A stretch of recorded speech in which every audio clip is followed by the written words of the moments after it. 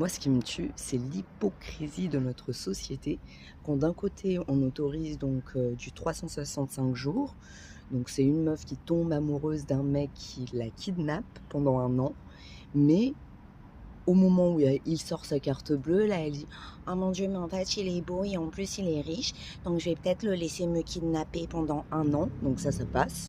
Ce qui passe aussi, c'est Squid Game. Donc Squid Game, c'est des riches qui kidnappent à moitié des gens fauchés pour les mettre dans des jeux mortels où genre sur les 500, il y en a qu'un qui va gagner des milliards ou je sais pas quoi. Donc ça passe.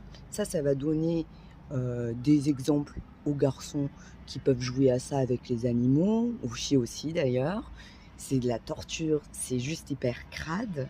Par contre, dès qu'il y a un post sur un trans, dès qu'un mec met un vernis, s'il y en a un qui ose se laisser pousser les cheveux, qui a envie de porter une boucle d'oreille, qui brille trop aux yeux des autres, alors là on le traite de pédé, là on l'insulte, là ça passe plus, et j'ai toujours les mêmes arguments de Vous allez pas formater la tête de nos enfants, hein?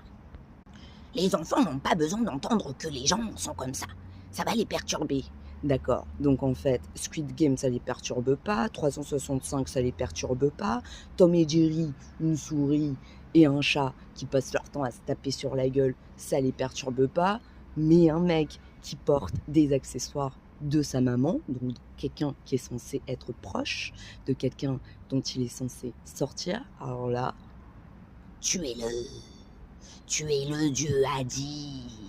donc je vous le dis les chats, moi je comprends en fait, j'avais ce dégoût avant parce que j'ai grandi chrétienne et que toute ma vie on m'a dit que c'était mal, et j'avais au début ce dégoût jusqu'à ce que je sois confrontée en fait à des personnes bi ou gays, et là je me suis dit mais en fait ils sont humains comme moi et qu'est-ce qu'ils ont fait de mal, et je me suis questionnée, pourquoi est-ce que j'ai pas ce sentiment horrible quand je suis face à des gens qu'on sait tous horribles, des manipulateurs connus par exemple, on a moins ce sentiment.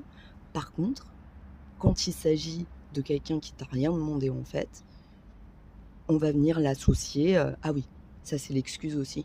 Mais c'est des pédophiles. Pensez aux enfants. Et alors ça passe. Par contre, le fait qu'aujourd'hui, tu as 25% des gamins qui sont coincés avec leur père, leur beau-père, bien hétérosexuels, qui se sont infiltrés auprès de leur mère et se font violer tous les jours, je vois moins de gens en fait manifester, je vois moins de gens exprimer leur colère et leur dégoût.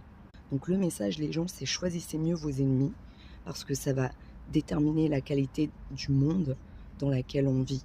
Et choisissez l'amour par rapport à la haine. Merci.